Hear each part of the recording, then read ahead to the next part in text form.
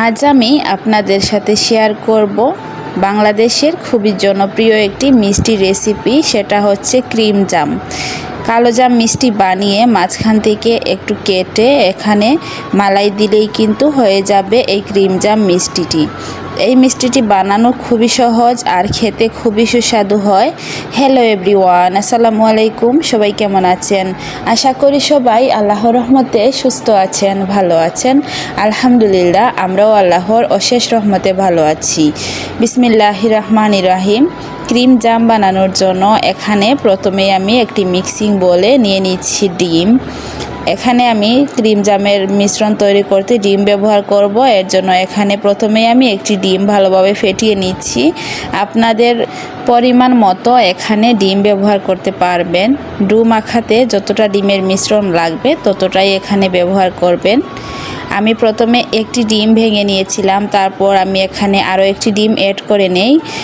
একসাথে দুটো ডিম আমি মিক্স করে এক সাইডে রেখে দিয়েছি। এখন আমি ক্রিম জাম বানানোর জন্য প্রথমে এখানে নিয়েছি গুঁড়া দুধ 1 কাপ পরিমাণ, আর গুঁড়া দুধের সাথে আমি এখানে 2 চামচ পরিমাণ ময়দা ব্যবহার করেছি। এখানে আমি মাঝারি সাইজের চামচ দিয়ে 2 চামচ পরিমাণ ময়দা দিয়েছি। যতটুকু গুঁড়া দুধ দিবেন তার হাফ করে ময়দা দিতে হবে। এই দিকটা যদি খেয়াল রাখেন তাহলে মিষ্টিগুলো একদমই পারফেক্ট হবে। তারপর আমি এখানে দিয়েছি সুজি, আর সুজি দেওয়ার কারণে কিন্তু মিষ্টির ভিতরটা একটু দানা দানা থাকবে বাজারের মিষ্টির মতো। আর আমি এখানে দিয়েছি হাফ চামচ পরিমাণ বেকিং পাউডার। এখানে কিন্তু বেকিং পাউডারটাই দিতে হবে, বেকিং সোডা দিলে হবে না।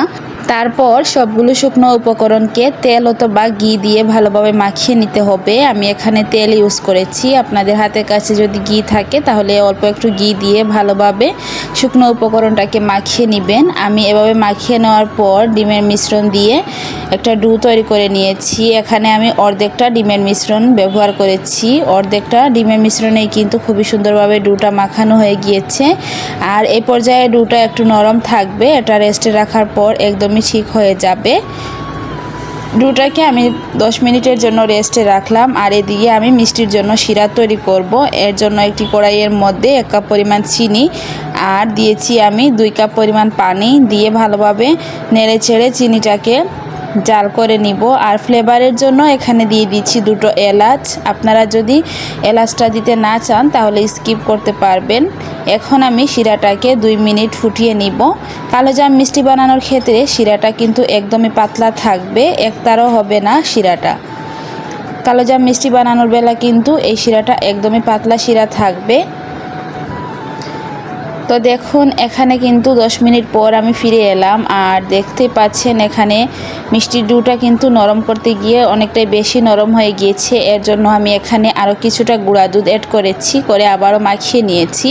এখন আমি কালো জাম মিষ্টির শেপ দিয়ে নিচ্ছি। এখানে আমি লম্বা করে শেপগুলো দিয়ে দিচ্ছি, আপনারা চাইলে গোল করেও শেপটা দিতে পারেন। এখানে আমি এই ডো দিয়ে 8টা মিষ্টি তৈরি করে নিয়েছি। এখন আমি মিষ্টিগুলোকে ভেজে নিব।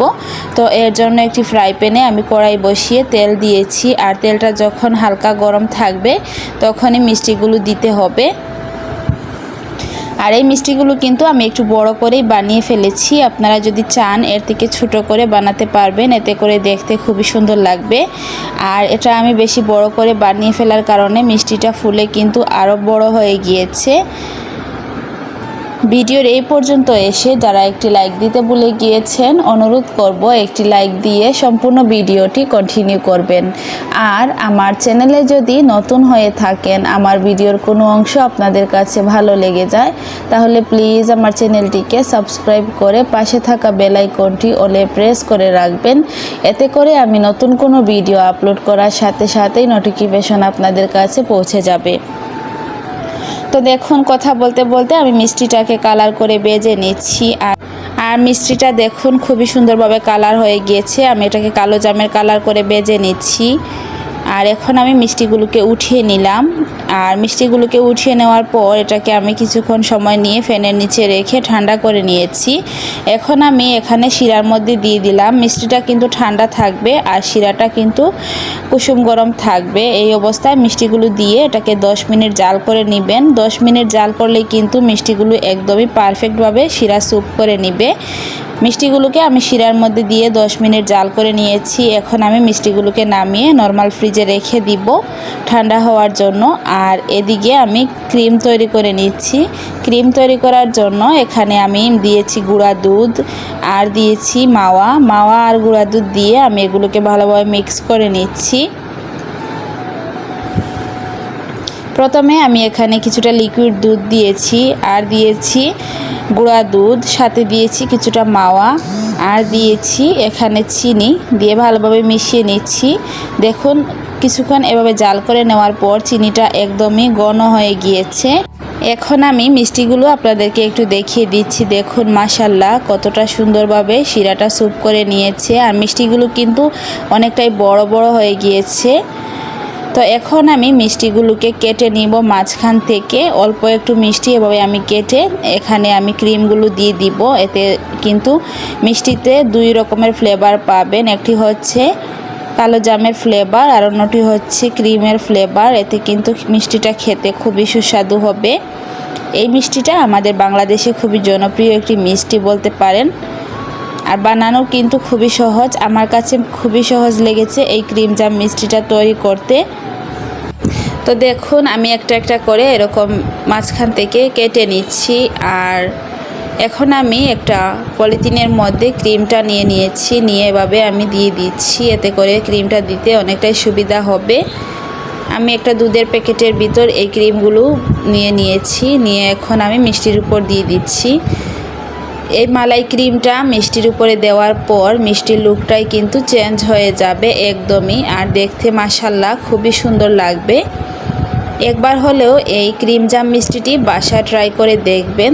যদি কাউকে এভাবে ক্রিম জাম মিষ্টি বানিয়ে খাওয়ান সে আপনার প্রশংসা করতে বাধ্য হবে, এতটাই মজার হয়ে থাকে এই ক্রিম জাম মিষ্টিটা। আমি আপনাদেরকে ক্রিমটা লাগিয়ে দেওয়ার পর দেখিয়ে দিচ্ছি ফাইনাল লুকটা কতটা সুন্দর এসেছে। তো দেখতেই পাচ্ছেন মাশাআল্লাহ আলহামদুলিল্লাহ কতটা সুন্দর হয়েছে আমার ক্রিম জাম মিষ্টিগুলো। একটা মিষ্টি আমি আপনাদেরকে কেটে দেখিয়ে দিব। আর এই মিষ্টিটা কিন্তু আমার বাসার সবাই খুবই পছন্দ করেছে। এখানে আমি 8টা মিষ্টি বানিয়েছিলাম, 2টো মিষ্টি ক্রিম লাগানোর আগেই কিন্তু খাওয়া হয়ে গিয়েছে। তো এই ছিল আমার আজকে ক্রিম জাম মিষ্টির রেসিপি। আপনাদের কাছে কেমন লাগলো প্লিজ কমেন্ট করে জানাবেন। যদি ভালো লাগে তাহলে প্লিজ আমার ভিডিওটি ফ্রেন্ডস এন্ড ফ্যামিলির সাথে শেয়ার করে দিবেন। সবাই অনেক বেশি ভালো থাকবেন, সুস্থ থাকবেন। দেখা হবে পরবর্তী কোনো ভিডিওতে। আল্লাহ হাফেজ, আসসালামু আলাইকুম।